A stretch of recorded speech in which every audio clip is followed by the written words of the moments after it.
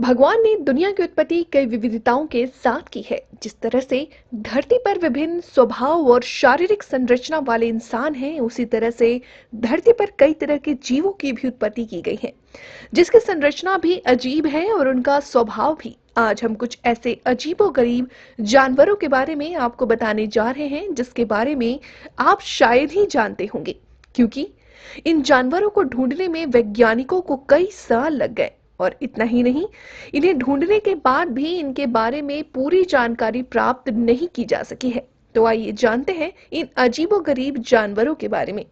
हम पहले बात करेंगे हेलोसिजेनिया के बारे में। ये जानवर के बारे में जानने के लिए वैज्ञानिकों ने 50 साल तक रिसर्च किया, जिसके बाद भी ये नहीं पता चल पाया कि इसका सिर और पैर किधर है। जानकर आपको हैरानी होगी, इसका शरीर का ऊपरा हिस्सा कांटेदार था, जो कि इसे दूसरे जानवरों से बचने में मदद करता था। वहीं इसके नीचे वाले हिस्से में लगे कांटे इसको चलने में मदद करते हैं। आपको बता दें कि इसका आकार एकदम हमारी उंगली जितना ही था। जी हाँ, इससे तनिक भी बड़ा नहीं। कृमि जैसा प्राणी के शरीर की लंबाई करीब 0.5 से 3 सेंटीमीटर तक होती है और एक सिर जिसमें आंख और नाक जैसे संवेदी अंगों की कमी होती है।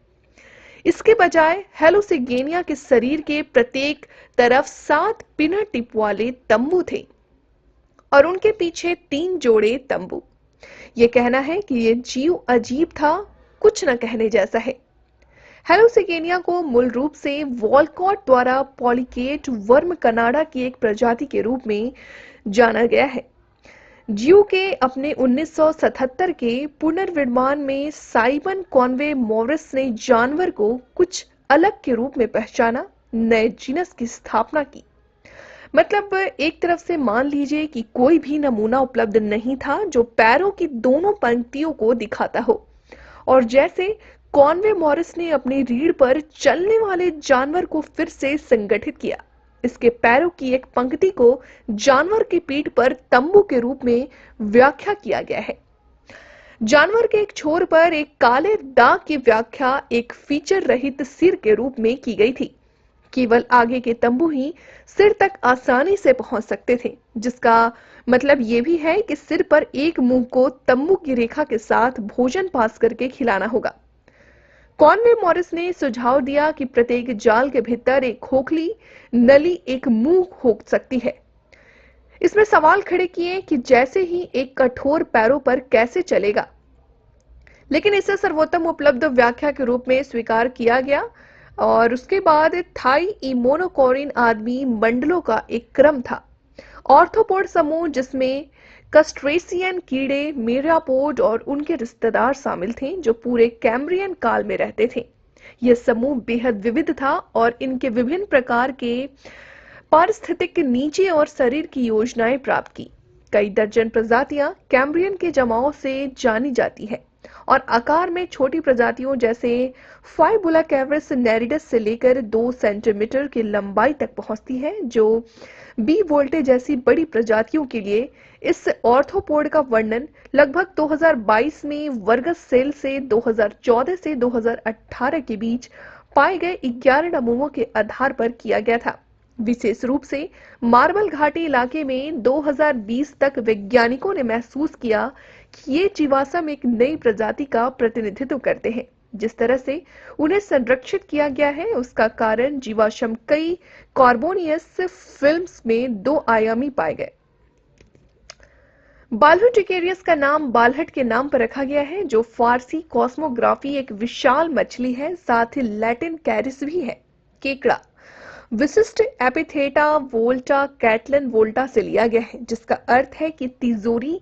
सामने से देखे जाने पर कैरपेस के आकार का जिक्र है। ऑस्ट्रेलिया के क्वींसलैंड म्यूजियम में एक समुद्री बिच्छू का जीवाश्म रखा था, जिसकी स्टडी कई सालों से चल रही थी।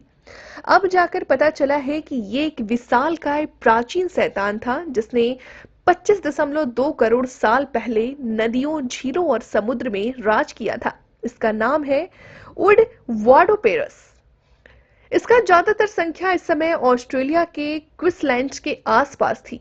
असल में इस विशालकाय प्राचीन बिच्छू का जीवाश्म साल 2013 से क्वींसलैंड म्यूजियम में था। इस पर लगातार खोज चल रही थी, इसके बारे में जानकारियां जमा की जा रही हैं।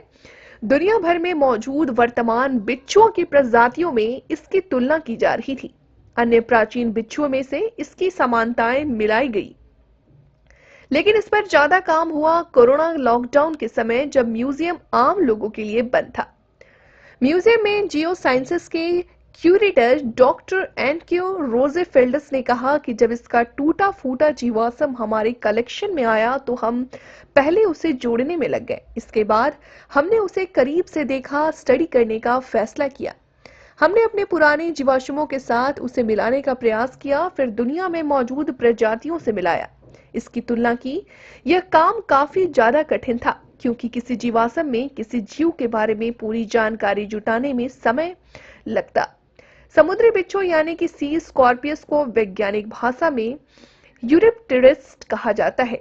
ये आप मान सकते हैं कि इन्वर्टेब्रेट्स की विलुप्त प्रजाति है, लेकिन इसका सीधा संबंध आज के जमीनी बिच्छू और मकड़ियों से है। ऐसा माना जाता है कि ये विशालकाय जीव करोड़ों साल पहले ही खत्म हो गए, वो भी तब जब डायनासोर भी नहीं थे। ये समुद्र, नदी और झीलों में रहते हैं।